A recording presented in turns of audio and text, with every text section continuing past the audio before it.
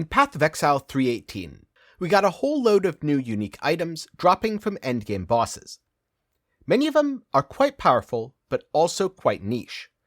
And one of them, which I've been meaning to talk about, I couldn't really fit into any build that I actually wanted to play. Now, luckily for me, a friend recently started playing a build using that item, which gives me the perfect excuse to talk about Echoes of Creation. If you're less interested in how the helmet works, and more interested in how the build works, then be sure to check out my friend Epic Builds.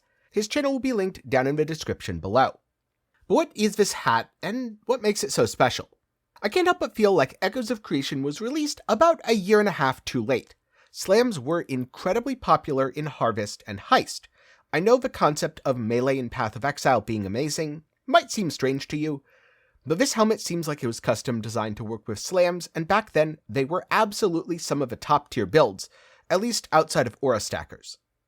And the main reason why I couldn't find a build to play with this helmet is, inevitably, if you're going to use this item, you're going to be pianoing your Warcry keys as if instilling orbs weren't in the game.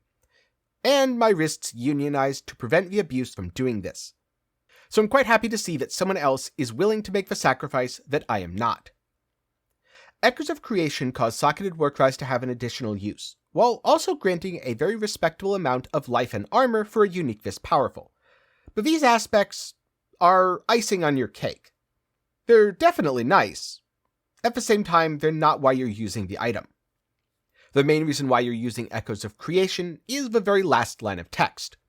Skills deal up to 15% more damage for each Warcry exerting them. And don't get too starstruck by the damage numbers here, because it also says that when you attack, you take 15 to 20% of life as physical damage for each Warcry exerting the attack.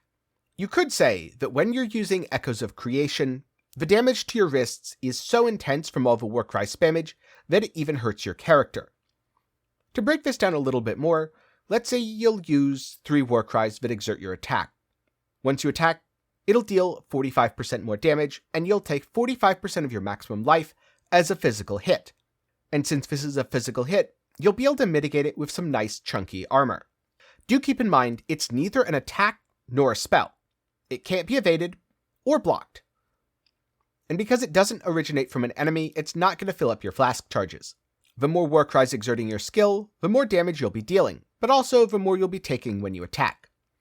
This also means that you want a relatively low APS skill, which can be exerted to deal the highest possible damage, ideally multiple times without requiring you to constantly attack.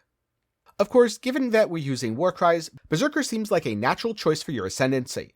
And if you get some Defy Pain stacks, that'll help your armor top right off. Though it can be a bit unpleasant if your Defy Pain falls off right as you hit yourself with the helmet. But hey, at least wearing this saves you from being tempted by Abysses. Now, that about covers the basics of how Echoes of Creation works. I do want to get into builds and build synergies a little bit more. But before I do, if you've been finding this video to be helpful, be sure to leave a like. And if there are any other mechanics in Path of Exile that you want to know more about, let me know down in the comments, and then sub to the channel and ring the bell to be notified when I upload that video. On the other hand, if you're looking for something else to play, then maybe check out my second channel, 10 Gaming Thoughts, where I cover gaming news, reviews, and much more. That'll be in the card right now. A special thanks to my patrons and YouTube channel members for their continued support, but more about that at the end. For now, let's start talking about what sort of builds or skills work well with Echoes of Creation. In general, you'll want a skill with which you can exert your Warcries as many times as possible, and always attack while exerted. This is very handy for the synergy that it adds to Warbringer. You'll get an additional 50% more damage on top of all your other damage scaling. So one way to do this is to use Warcries with a high number of exerts. Ancestral Cry, Infernal Cry, Battle Mage's Cry, or even Rallying Cry. On the other hand, you only have so many buttons to press. At this rate, you're going to need a third Warcry only hotbar. At least unless you're tossing everything into an Eternal Apple. And if you're going to do that, you might want to play something like a Fire Conversion Earth Shatter character. Who knows, maybe you're not a Berserker. You're actually a chieftain stealing the Berserker node. And Intimidating Cry. While this last one might not be up 100% of the time, dealing double damage most of the time is still well worth it. Your Warcries would trigger in sequence, meaning your helmet gives 30 to 45% more damage on every attack. Or alternatively, you could lean into the Battle Mage's Cry and play a Strength Stacker. After all, it's a lot cheaper to use Echoes of Creation than a perfect double-influenced, double-elevated helmet. And realistically, you're probably going to be getting more damage out of the Echoes anyway. In terms of skill choices, you want things that don't require super high APS, or otherwise involve some sort of snapshotting and/or a duration. Say Rage Vortex, Auto Warcry like I mentioned before, or Bladestorm are all excellent examples.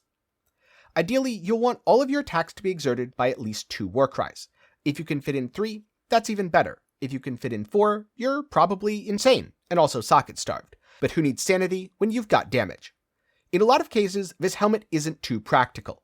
It works really well with slams, but they aren't very popular right now, and many other melee archetypes tend to be speed fiends. But when it works, you get a lot of damage for relatively low opportunity cost. Mitigating the self-damage is fairly easy even if you only have about 40k armor. So now, I'm curious, have you used Echoes of Creation yet? If so, how did it go? And if not, has this video inspired you to do so? Let me know some of your thoughts, again, along with any video suggestions that you might have, down in the comments below.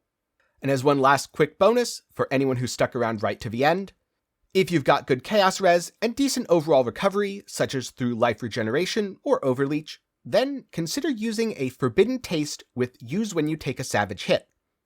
If that big chunk does ever come in, you should instantly pop up back to full health, and it won't trigger needlessly off of the small hits that you're already effectively mitigating.